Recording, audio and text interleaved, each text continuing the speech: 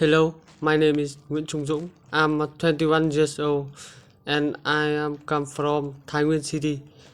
I'm currently studying at the Faculty of Veterinary Medicine at the Nông Lâm University.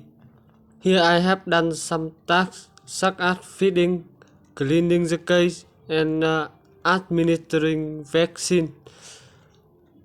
Therefore, I would like to go to Denmark to study and work in order to gain new knowledge.